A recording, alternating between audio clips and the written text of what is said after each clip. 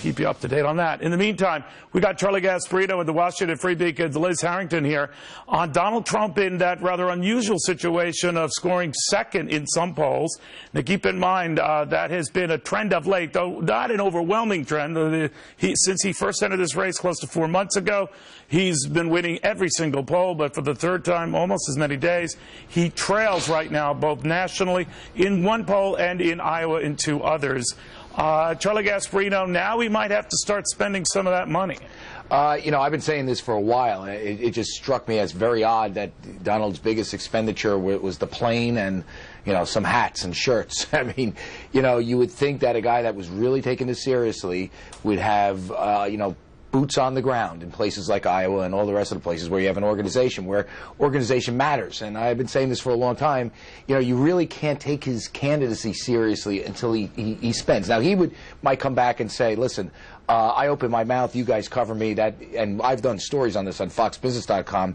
Other campaigns have computed the sort of impact, the money impact of that, and it's tens of millions of dollars. That may be true, but that only gets you so far. You really do have to spend, if you talk to people that know this stuff, on the ground, boots on the ground, organization. He's done none of that. Well, Liz, do you think, it's starting to hurt? To Charlie's point, that now he will, because he certainly intimated in a broadcast interview today that he knows some things about Ben Carson. When the truth comes out, blah, blah, blah. So I can imagine the battle royale is on, and maybe some ads are the way he gets that message across. What do you think? Yeah, I think so. I think this poll comes at a bad time for him, particularly because his super PAC that was supporting him just had to shut down because of allegations that was working too closely with his campaign. So while Carson has multiple super PACs supporting him, Trump does not, so he's on his own. And now we have Carson out with his campaign with his first ad buy in Iowa as painting himself as an outsider candidate. Trump really needs to combat that, and I think this is the time you'll see. He's getting defensive about these polls. He's attacking Carson in his remarks, but I think he will probably start to go negative with his first TV ad buy in Iowa. All right, well, that's what got him soaring in the polls to begin with, and then he kind of nicened things up in the last month or so.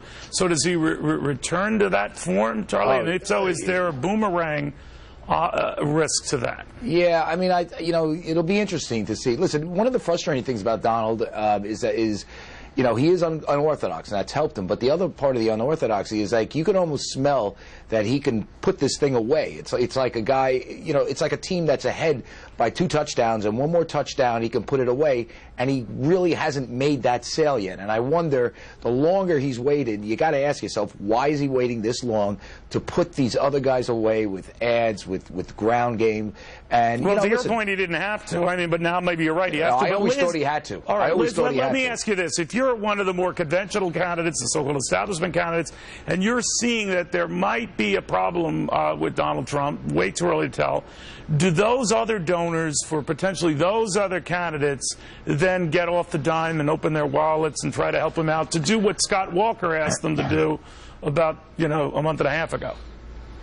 Well, yes, I think they will start to rally around a candidate eventually with money and support. But I think we need to keep in mind that it's still incredibly early. This week, in 2011, with the GOP primary, Herman Cain was still in the lead. You're right about that. Gingrich did not surge until November. Santorum had his moment in February. Donald is a much better candidate than them. Trump it is a different race. It is a different race, but I think it's still good to keep in mind these polls are fluid. You know, I agree with that. And these sort of public polls are really fluid. You know, the margin of errors are big on it. But I will say this: for the guy as good of a candidate as he is, and we know he's good because we've watched him, he should have put this away a little. He should be maybe further ahead if he just spent money. I question why he hasn't done that. Is he really, really serious about this? Because if you are, you spend some bucks and you start pulling ahead big time. All right, guys, thank you both very, very much. We'll see how this all sorts out. In the meantime, we've been telling